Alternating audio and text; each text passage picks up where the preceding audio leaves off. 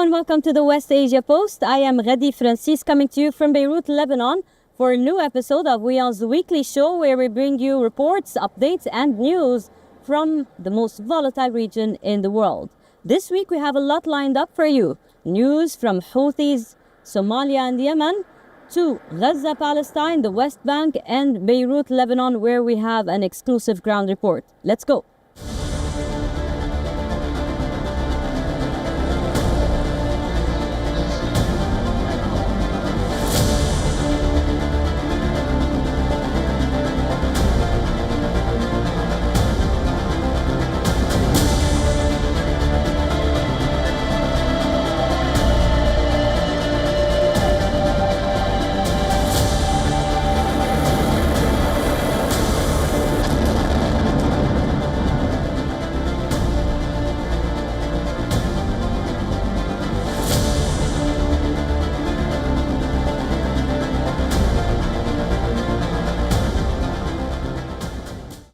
For years, the United States and Israel thought that killing their most determined adversaries and coupling that with airstrikes from the top military forces in the world might break them. But now the question is rising. Did Iran really break? Did Hezbollah really break? Or did these groups make more adaptability and more force into fighting back after all the strikes that they received? The next report tells you.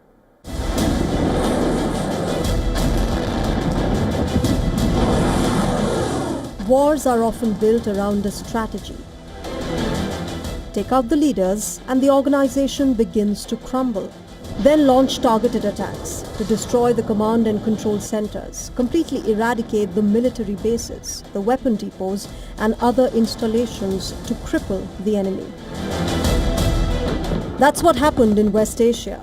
First in September 2024, Hassan Nasrallah, the longtime leader of Hezbollah, was killed in a massive Israeli air attack on Beirut.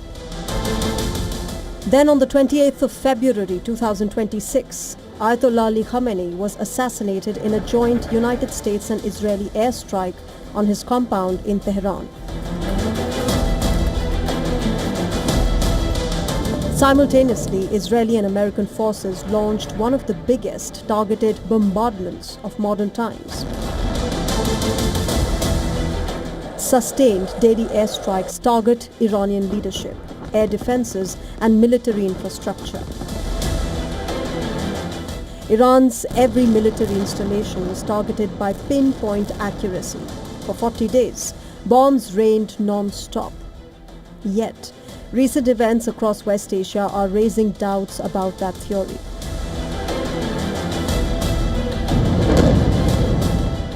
This is the devastation at the Kuwait airport.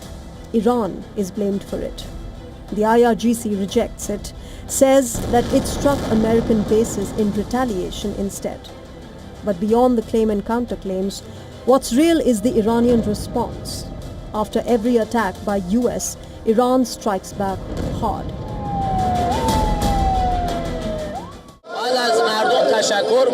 All armed forces are ready more than before and are powerfully prepared. If the enemy makes any mistakes, if the enemy miscalculates again, they will respond forcefully and decisively, harder and more painful than before. Our people's presence adds to the power of the armed forces. In Lebanon, Israel launched devastating attacks on every Hezbollah stronghold. The Israeli military has made deep inroads inside Lebanon, but the Hezbollah continues to fight back hard. Using newer drones and tactics, it inflicts pain on Israel. Disarmament means stripping Lebanon of its defensive capability and the capability of the resistance and this people, paving the way for annihilation. Despite years of targeted strikes, assassinations and military pressure, today, both Iran and Hezbollah continue to demonstrate an ability to absorb losses, reorganize and retaliate. Both sides accuse the other of undermining efforts to reach a lasting settlement. For Washington, the situation presents a difficult reality. The United States remains the world's most powerful military power. Yet, deterrence has not fully prevented Iranian retaliation. Now comes the question of diplomacy. President Donald Trump confirmed that the US held direct talks with Hezbollah, marking the first time an American president has engaged with the group. Remember, Hezbollah is designated as a terrorist organization by the American government.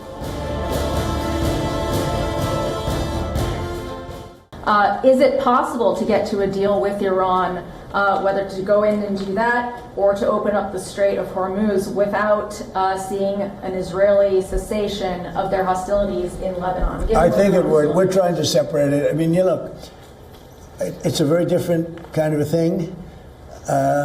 We actually spoke with Hezbollah for the first time ever. We didn't know they spoke. And they agreed yesterday they're not going to shoot. Israel's not going to shoot. Trump, who once tore up the nuclear deal and called Iran the world's leading state sponsor of terror, has sent signals that he wants to meet Trump-Khamenei. Would you like to meet him or meet any of the Iranians in person? I've never thought of it, actually. It's a very good question. I'll think of it. Yeah, I'd like to meet him. I'd like to meet everybody. I'd like to meet him. We probably will meet at some point, depending on how it all works out. The historical irony is stark. The late Ayatollah Ali Khamenei was fundamentally conservative, historically avoiding direct confrontation with Washington and explicitly opposing the weaponization of nuclear materials. But his demise cleared the way for the Islamic Revolutionary Guard Corps to seize absolute strategic control. Did military pressure weaken Iran and Hezbollah, or did it force them to become more resilient? Supporters of the pressure campaign argue that both Iran and Hezbollah have paid enormous military and economic costs. Critics counter that neither organization has disappeared nor has surrendered. Both continue to project influence across the region. The big question across West Asia and beyond is, what comes next? The region has become even more dangerous. The next spark could light an even bigger fire which could engulf the entire region. In Washington and sponsored by the United States of America, diplomats sat down. Lebanese and Israeli ambassadors sat down and they announced a truce. But on the ground, Hezbollah considers this truce a facade. And the Lebanese people are still facing death and destruction. Watch my ground report next.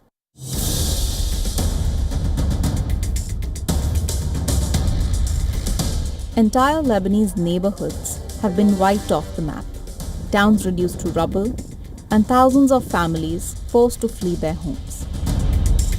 Over 3,000 people have been killed since March 2026, and over 1 million people have been displaced. These are the latest images of Lebanese army moving into areas from where Israeli troops have withdrawn. Israel's war in Lebanon may be redrawing more than just front lines. Months of fighting have left a trail of devastation across southern Lebanon. For some people, this is the fourth time they come here. Every time there's a warning, they just come to this public area where there are around 200 tents and they reside for a while and then they go back to their homes. Some of them still have their homes, but their homes are in southern suburb of Beirut. They are always afraid to take this adventure. They might die, they might be reduced to rubble in their homes, so they just come to these tents. Reports say around 60 neighborhoods have been completely destroyed, while Israel has established a de facto buffer zone inside Lebanese territory. Even as a new US-brokered ceasefire deal emerges, the fighting shows little signs of ending. Hezbollah has rejected the agreement, Israel says its military operations will continue, and ordinary Lebanese civilians remain caught in the crossfire. In This is a picture of the boy, and there was also a 6-year-old girl. She was just a little child with nothing to do with the war. Was she carrying rockets and fighting Israel? Israel is the one that attacked us. We will not leave our land or our country. We will continue to resist, even if we all die, and we will not allow them to take our land. For many in the South, the war is no longer just about territory or politics. It is about lost homes, lost livelihoods, and the struggle to survive another day. But the conflict is also exposing deep fault lines within Lebanon itself. As some praise Hezbollah's resistance, others blame the group for dragging the country into a costly war. With entire communities bearing the brunt of the violence, questions are now being asked about Lebanon's future, its political system, and whether the country can remain united after yet another devastating conflict.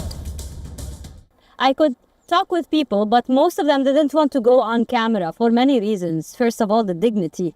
Most of these people have left their homes that are built, that are some of them, they have built them for years and decades. They don't want to be shot as displaced people. But at the same time, we had to report about the dystopian nature. As many of the people are staying here because they have no other choice. They can't afford to rent in other places, or they simply cannot rent because they're not allowed to. While this is happening to some Lebanese people, there's another whole world that is going and talking about diplomacy and negotiations. The former Lebanon is speaking about negotiations with Israel, while Israel still is forcibly displacing these people, killing their loved ones, and destroying their homes. As the human toll mounts, so does fear that the damage from this war may outlast the battlefield itself. And now to Yemen. Reports suggest that the Yemeni Houthis, Ansarullah, are deepening their ties with Somalia's Al-Shabaab militants despite their sharp ideological differences. On the other hand, the Houthis have vowed to revenge if Lebanon is attacked. The next report tells you more.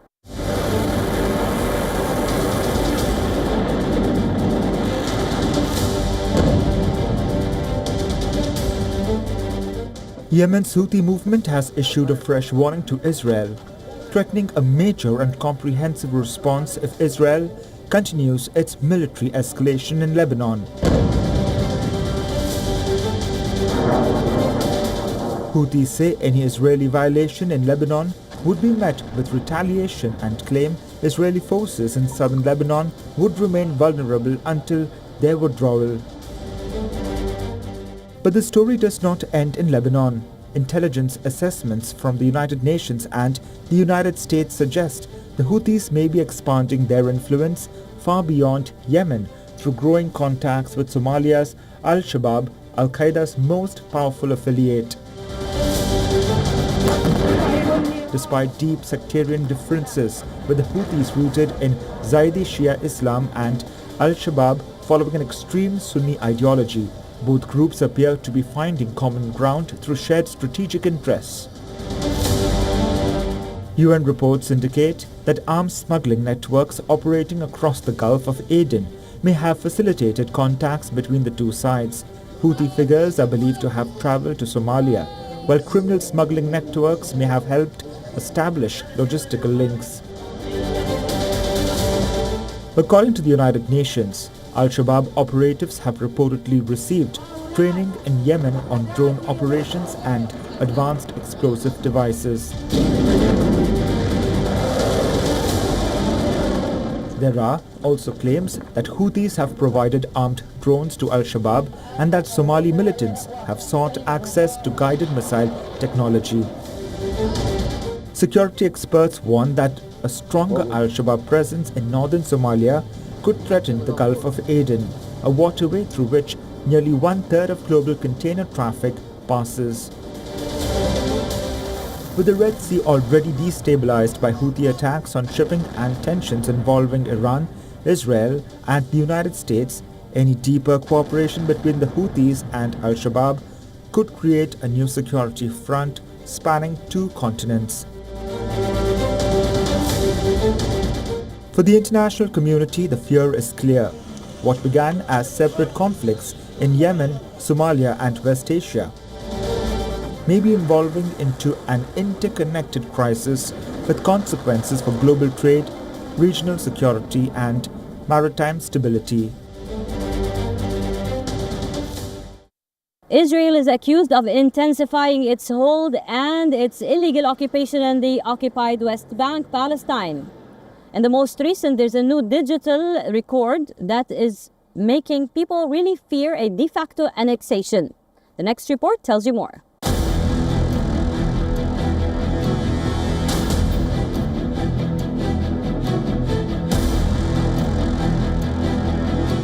Three Palestinian children have been injured after Israeli illegal settlers allegedly attacked a vehicle in the occupied West Bank. According to local sources, settlers intercepted a Palestinian car near Nablus and pelted it with stones. A 14-year-old suffered a head injury, while two younger children were hurt by shattered glass.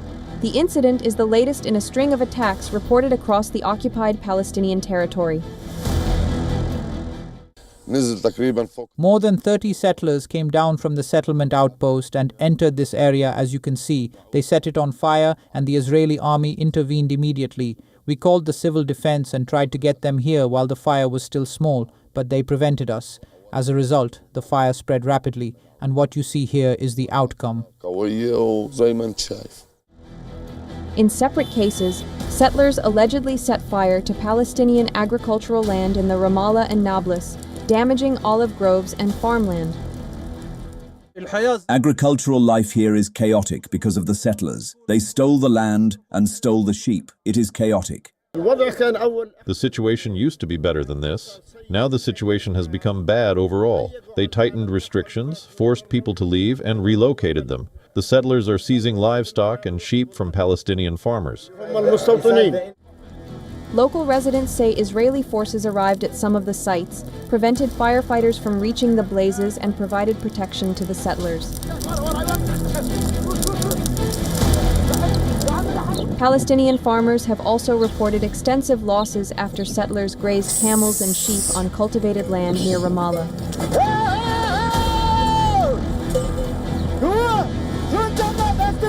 But the battle over the West Bank is no longer limited to the ground. Palestinian authorities have strongly condemned a new Israeli online land registration platform designed to record property ownership across the occupied territory. The Palestinian Land Authority has described the plan as a dangerous colonial step and a direct attack on Palestinian land rights. Occupied West Bank is part of Palestinian territories under which Gaza also falls. With a population of over 3 million, the region has come under intense Israeli attacks and occupation. Over 85 United Nations member states formally condemned Israel's de facto annexation of the West Bank. This international backlash involves major global powers and regional coalitions, detailing significant diplomatic and humanitarian concerns. In Gaza, Israel killed another top Hamas leader, but now the new critical question is being raised. Are these strikes weakening Hamas, or is the group adapting to survive? We bring you this report from Gaza.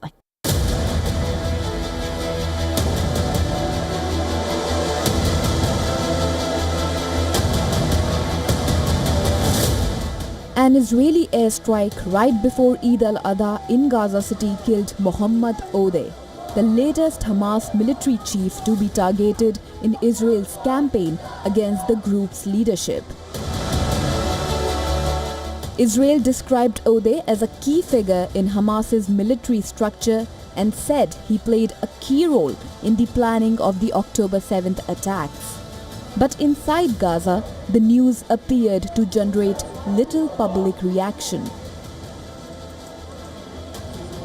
Within hours of the strike, streets and markets were crowded as families prepared for Eid al-Adha, offering a striking contrast to the significance Israel attached to the killing.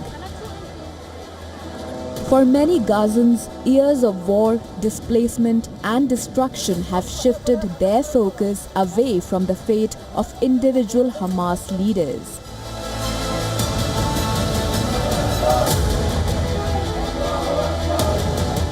Analysts say a series of assassinations has created a leadership vacuum inside the organization, weakening its centralized command structure and forcing it to operate under growing pressure. At the same time, experts caution against writing Hamas off. While many of its most experienced commanders have been eliminated, the group continues to maintain its chain of command and attract new figures willing to take on leadership roles despite the risk. The debate over Hamas's future comes as international efforts to shape a post-war Gaza gain momentum. New proposals call for the disarmament of Hamas, security reforms under international oversight, and the creation of a single governing authority in Gaza. For a population exhausted by years of conflict, the bigger question may no longer be who leads Hamas, but whether the war that has devastated Gaza can finally be brought to an end. The Euphrates River has turned from a lifeline into a threat for people in northeastern Syria. After heavy rainfall, there was swamp of farmland and people are now looking for help to save their submerged assets. We tell you more in this report.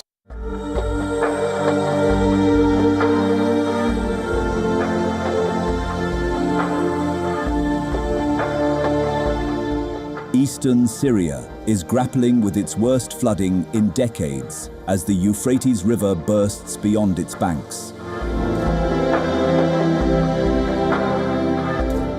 The surge in water levels has inundated thousands of acres of agricultural land across Raqqa and Deir ez-Zor, devastating wheat fields and leaving farmers staring at ruined harvests. I planted my 6,000 square meters, each 1,000 square meters costing me 1 million Syrian pounds. It all got flooded. How long will it take for this water to dry? No one knows. I gained nothing from what I planted. I paid 6 million and lost everything. The floods have also destroyed homes, damaged bridges and forced the shutdown of dozens of water pumping stations, disrupting both drinking water supplies and irrigation networks. Syrian authorities have described the rise in water levels as exceptional, blaming the crisis on a sharp increase in flows from the Turkish side of the river. Officials say the warning about rising water arrived too late, leaving many farmers with little time to protect their land, equipment or crops.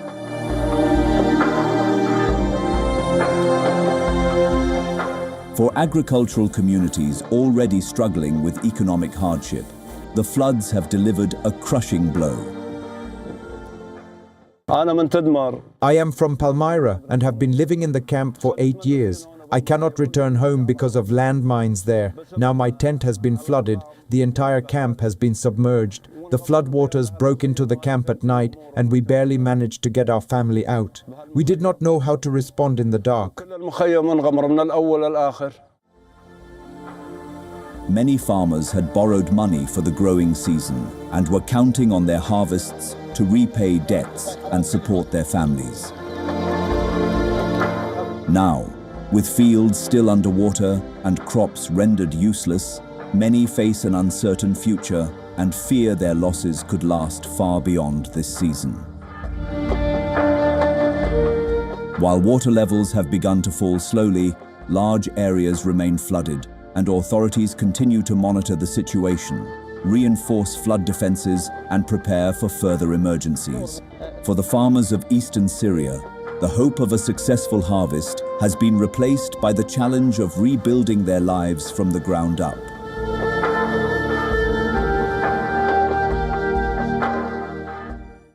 That's all we have for you in this episode of the West Asia Post. I will see you next week with a brand new lineup, always bringing you the most recent updates, exclusive ground reports, and news from West Asia. I'm your host, Ghadi Francis, signing off from Beirut, Lebanon. For more global news, keep on watching WION World is One.